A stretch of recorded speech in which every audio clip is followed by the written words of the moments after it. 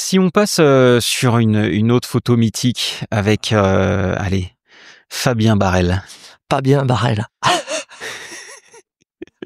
Alors pourquoi Fabien Barel? Ah, ça, c'est une petite histoire avec Fred Machabert. Il s'en rappellera, hein, Fred?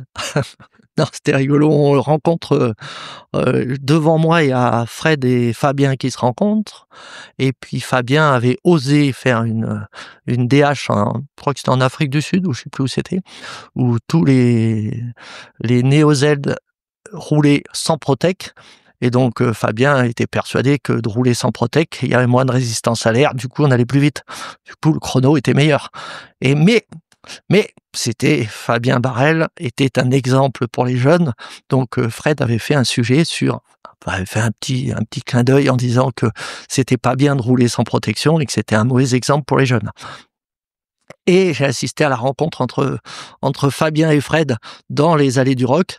Et voilà. Et depuis Fabien, je dis c'est pas bien Barel. Bon alors Fabien Barel. Non Fabien, donc on le voit là sur cette photo qui laisse beaucoup de questions où donc il saute de cet hélico.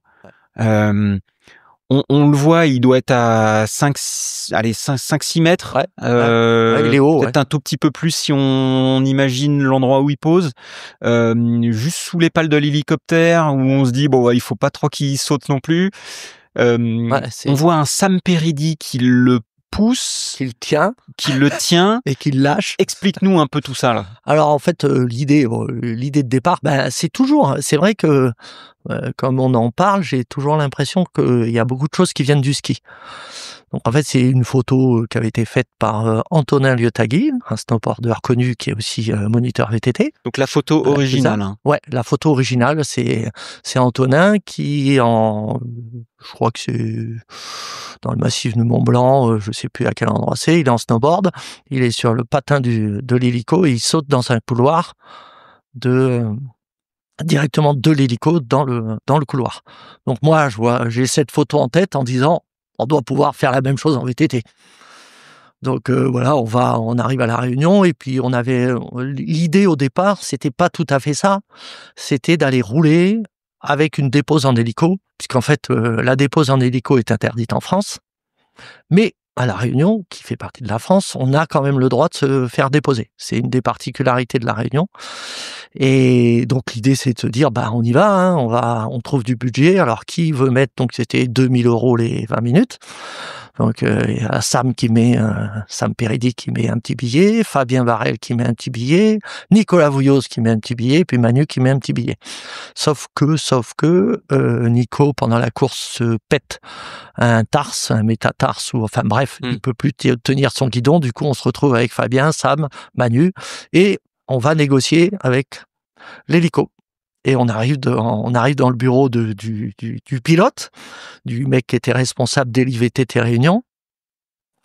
Non, pas HeliVTT Réunion, un truc comme ça. Enfin bref, Heli Réunion, je dirais. Voilà. Et c'était le titre du sujet, HeliVTT Réunion. Et donc Heli Réunion, ouais, je crois que c'est ça. Et donc on discute ensemble. Et puis je lui dis voilà, on voudrait faire ça. Ok, il me dit pas de problème, moi je vous dépose. Je lui dis et puis à la fin de la discussion, je dis j'ai un copain qui est snowboarder et qui a fait une photo mythique et j'aimerais bien refaire la même en VTT.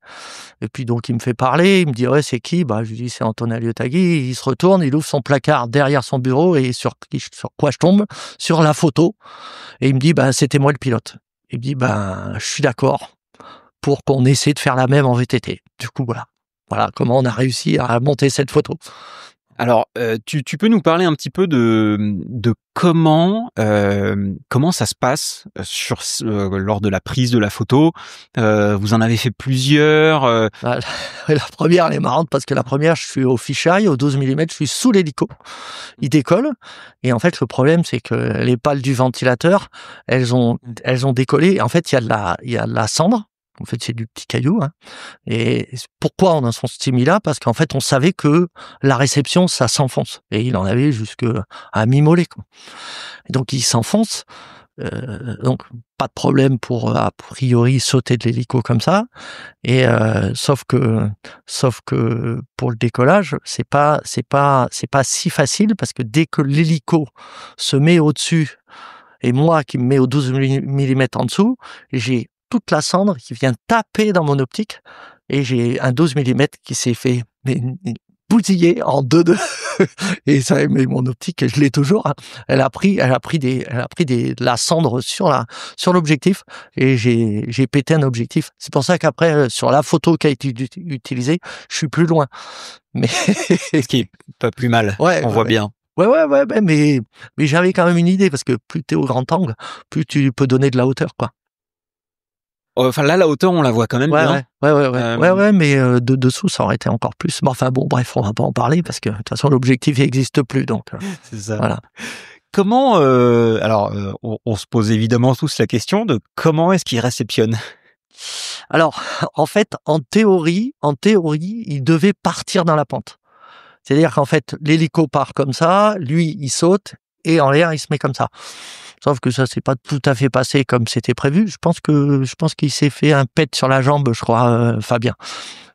Sam, je crois que ça a été, mais voilà. Je crois il nous confirmera. Ouais, je crois qu'il c'était, mais voilà, mais on l'a fait 6 fois ou 7 fois chacun. Voilà. Et on payait que quand l'hélico était en l'air. Donc, dès qu'il se posait, on avait discuté, on dit, fais comme ça, hop, on recommence. Voilà. Et on est parti, ça nous a fait une demi-journée, ouais. Et alors, donc, il pousse sur sa jambe droite. Donc, en fait, c'est quoi? Il a le vélo dans le vide? Alors, il a la pédale. Sam le tient? Il a la pédale posée sur le patin. Il a la pédale droite posée sur le patin. Sam le tient à l'épaule.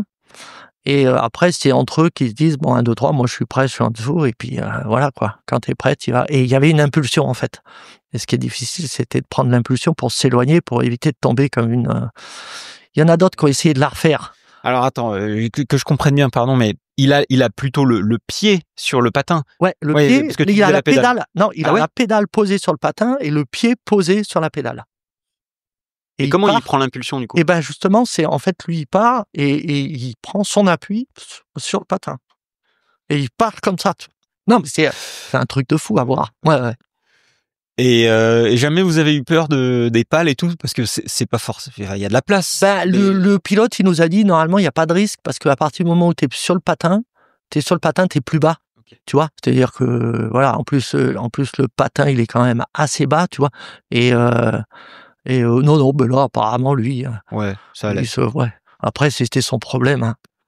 En tout cas, on note un style quand même athlétique de Fabien. Ouais. Style beaucoup moins athlétique, hein, de Sam sur cette photo-là. On le sent tout de suite un tout petit peu moins rassuré. Et imagine un petit truc, parce que quand tu regarde la selle. Est-ce que tu crois qu'ils avaient des selles télescopiques? Non. Voilà. Et ben, ça doit pas faire du bien. Tu vois, parce qu'en plus, tu regardes la selle de Sam, regarde, elle est un peu haute. Ouais. Tu dis, Donc ouais, Fab le tient. Là, on voit qu'il prend l'impulsion avec son pied. Ouais. Comment ça se passe ensuite, la récep? Ça s'enfonce en fait. C'est hyper mou et tout, mais c'est incroyable. Hein. T'en as jusqu'au mollet, quoi, mi-mollet, quoi. Voilà. Mais c'était, voilà. Bon, enfin bref, c'était rigolo.